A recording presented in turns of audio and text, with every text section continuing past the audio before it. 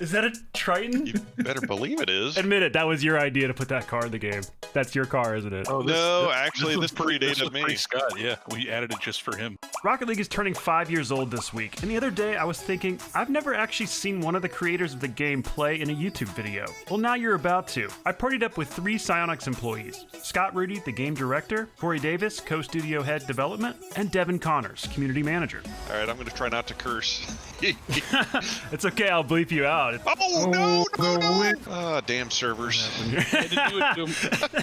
Oh my God. Let's go! Corey's been with Psyonix since 2006, so not only did he work on the predecessor to Rocket League, SARP, he also worked on what SARP was before it was car soccer. We were trying to figure out what could we make with our tiny studio. Dave, who founded Psyonix, was really good with vehicles, so it was just a natural, like, what could we do with vehicles? Let's, like, bump each other off the level. It was kind of a hybrid of Twisted Metal and Smash Bros. You were trying to bump people off, and you would get points if they fell and died. Once Adam Beckwith added the soccer ball to that game, it was just, that's what it was. And the rest is kind of history. You guys aren't flexing with your developer titles? I never do. I can turn it on. I usually don't use it in online play. Get out of there! Got him. Yeah. I just really want to demo Corey a lot. There we go. There it is. Wow, that demo felt really consistent. It did. Oh, dude. Ooh.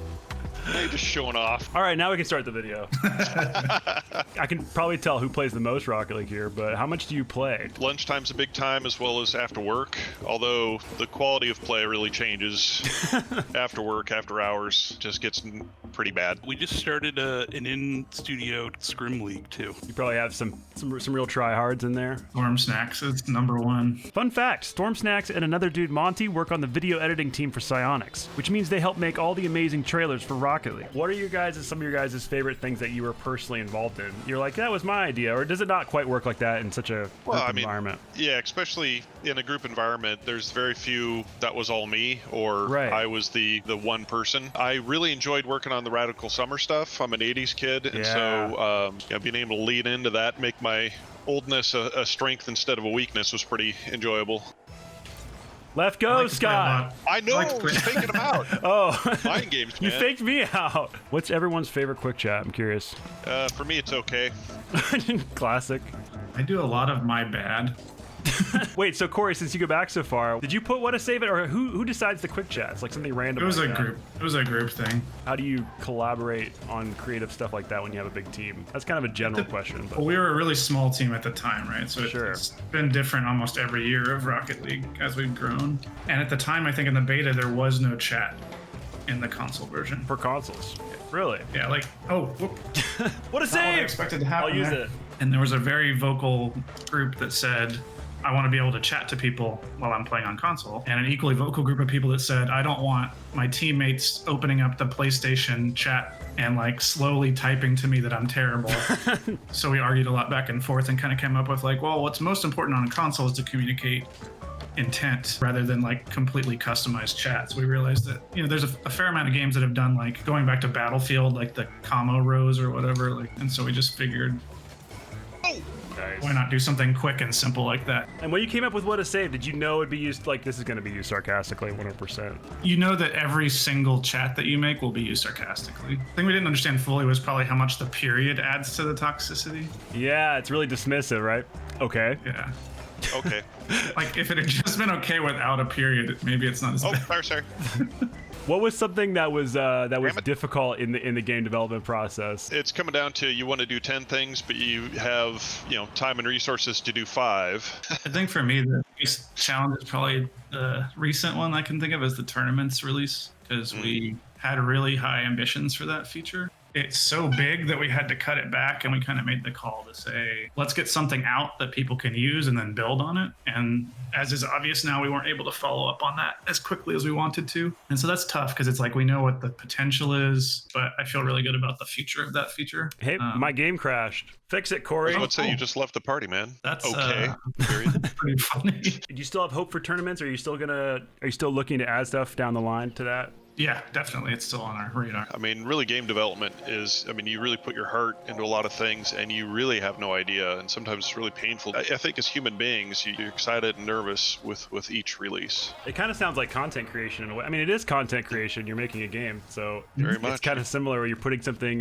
creative out there, and you have to deal with putting yourself out there. And that's where great work comes from, and that's where you can get kicked in the groin pretty well. Yeah. Well. It's a real challenge. Like, it's really easy in the first 6 months to a year of a game, because there's a bunch of low-hanging fruit that makes everybody happy, and the further in you get, it's harder and harder and harder for any update to please everybody. I think we were even a little bit nervous with like Spike Rush and Heatseeker, because we're having a lot of fun and testing, but you never know. Even the stuff that you feel is a slam dunk, you're still a little bit nervous about. Oh, my next question is, can you fix the servers? How much time do you have? Yeah. Can you talk about some of the complexity for those that don't know about online gameplay in general? So maybe like a little explain it like I'm 5. The challenge with Rocket League is it's a physics simulation that has to run over latency online, and we can't hide stuff like other games can. When you're playing Counter-Strike and you're shooting somebody and you both have lag, that's mostly hidden from you, because all that really matters is what you shot at and what you thought you shot at. So like, it'll compensate. So it'll say that guy was around the corner on his screen, but we're going to take the shooter's word for it. And that hides a lot of that latency. So even when there's like internet problems, you don't see them necessarily because it's hidden from you with clever tricks. We can't do that, right? Because if like I beat you to a ball, it has to be accurate to what actually happened, not what you saw. Right, so that's why you get those like ghost hits or like slightly off. Especially in our game, there has to be a true state of existence on the server that we correct you to, rather than a sort of negotiated reality. That's kind of a weird explanation, but it's kind of the gist, isn't it? That was more explain it like I'm 10, but I'll accept it. Maybe 12. But I think most of my viewers are at least 12, so it should be good. What do you guys think of Bacchus Mod? I don't think I've ever heard you guys talk about Bacchus Mod. Do you think it's cool, and do you like seeing like third-party stuff? And do you ever get inspired by community creations, or does it ever get you thinking about, oh, I wonder if we could add that little thing? You actually do love to see people toying around with your game, see what they do with it when they get even primitive tools, which those are not primitive. So yeah, absolutely, we can keep an eye on that as well as everything else. Psyonix came out of modding, right? So I think that side makes us always very like impressed by it. The tricky part is also it sometimes makes things look easier than they are. No!